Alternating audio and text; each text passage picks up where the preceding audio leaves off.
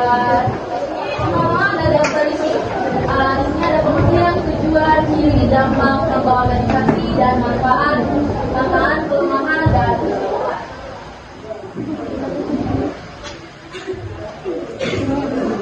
Pertama ada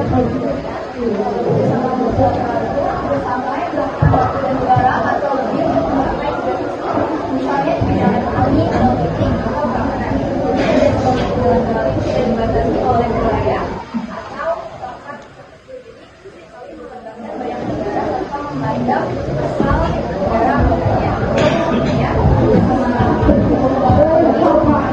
negaranya tidak harus berasal dari wilayah. Selanjutnya ada tujuan kerjasama multilateral adalah untuk memecahkan masalah bersama. Untuk memecahkan masalah bersama ini, negara-negara bekerjasama secara terorganisasi untuk mengatasi tekanan global yang melampaui batas.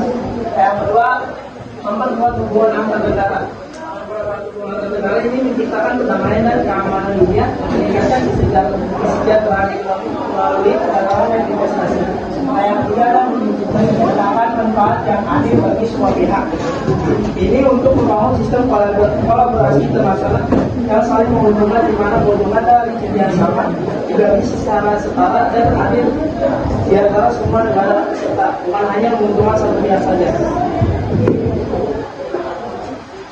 Lanjut ada ciri-cirinya ada 4. Yang pertama ada melibatkan banyak negara. Yang dimaksudkan melibatkan banyak negara itu dia bekerja sama tidak hanya 1 atau 2, 3 negara saja, tetapi dia juga bekerja sama dengan negara lainnya gitu. Terus di sini yang kedua ada memiliki tujuan yang sama. Maksudnya tujuan yang sama itu bertujuan untuk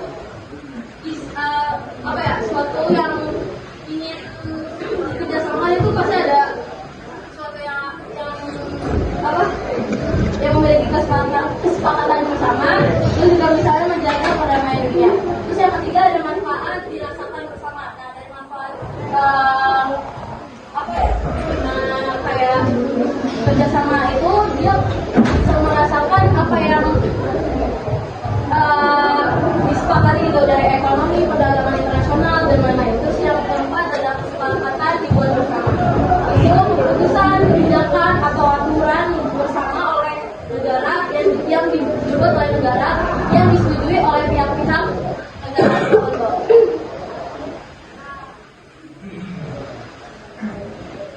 Ini ada dampak positif dan negatif. Dampak positifnya itu ada 6, negatifnya juga ada 6. Jadi saya jelaskan satu persatu.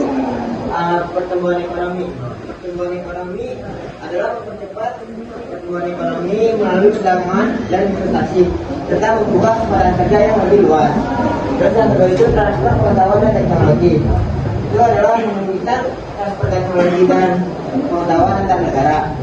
Terus meningkatkan inovasi dan kapabilitas negara berkembang. Yang ketiga itu peningkatan kualitas SDM.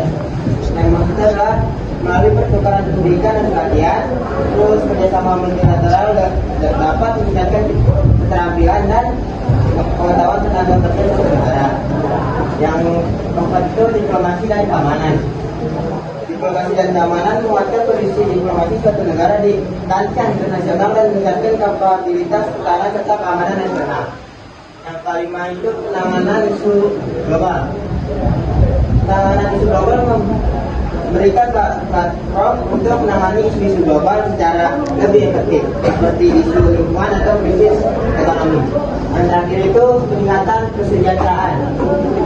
Meningkatkan kesejahteraan itu memperluas penyediaan barang dan jasa sehingga meningkatkan taraf hidup dan kesejahteraan masyarakat. Terus dampak negatifnya itu ada ketergantungan ekonomi. Ketergantungan ekonomi itu adanya bantuan dan pinjaman luar negeri dapat menciptakan ketergantungan ekonomi suatu negara, terutama negara berkembang. Terus ketidakstabilan ekonomi. Ketidakstabilan ekonomi adalah pasar bebas yang terbentuk dapat menciptakan ketidakstabilan pasar global dan resesi ekonomi jika tidak dikelola dengan baik. Terus begitu salahnya industri lokal. Nah, Halnya industri lokal ini persaingan dengan produk negara maju bisa menghambat industri dalam negeri. Terus terutama industri kecil dan menyebabkan penurunan penjualan produk lokal. Terus masuknya budaya asing.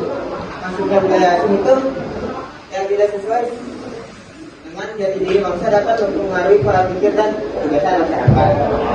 Terus konsentrasi ekonomi.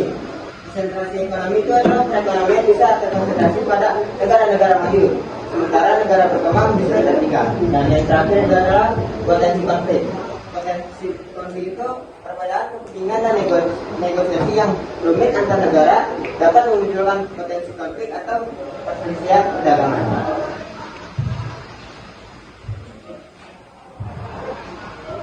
Selanjutnya di sini ada contoh organisasi. Kalau kita cuma ambil satu contohnya aja, itu WTO. WTO itu organisasi internasional yang mengatur perdagangan antar negara untuk memastikan kelancaran, keterbukaan, dan keadilan secara global. Nah, WTO ini resmi didirikan pada tanggal 1 Januari 1995 di negara Swiss. Tujuan utama WTO itu menciptakan perdagangan bebas dengan mengurangi hambatan tarif, kuota, dan menyediakan aturan yang adil bagi semua negara anggota. Selain itu, WTO juga berfungsi sebagai mengawasi pelaksanaan perdagangan internasional, membantu negara berkembang dalam menghadapi tantangan perdagangan global, dan menyediakan mekanisme hukum untuk menyelesaikan konflik perdagangan. Hingga kini, WTO memiliki lebih dari 160 negara anggota yang mewakili 95% perdagangan dunia.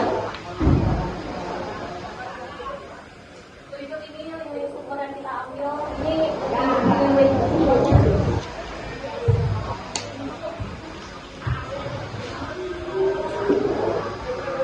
ada membahas. Yang pertama, meningkatkan pengenalan dan investasi atau negara.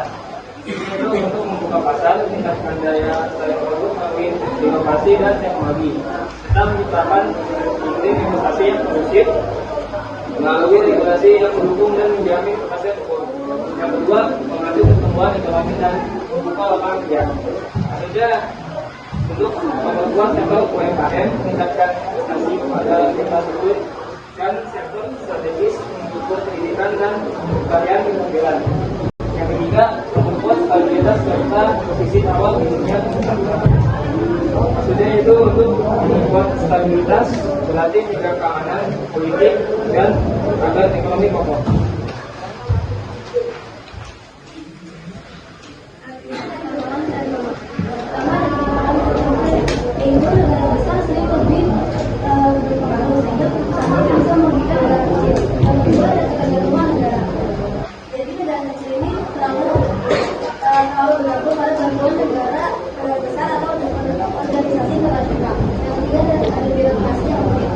Proses pengambilan keputusan membuat negara harus banyak negara yang memiliki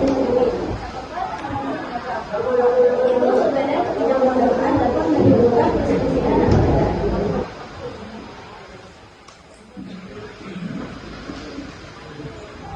Nah, ini adalah kesimpulan yang terakhir.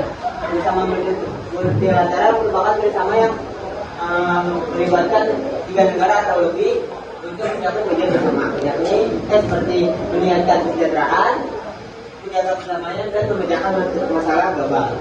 Terus kerjasama ini dilakukan melalui organisasi internasional, hasilnya diplomasi bersama, dan manfaatnya dirasakan oleh semua anggota, meskipun ada catatan seperti perbedaan kepentingan dan birokrasi yang rumit.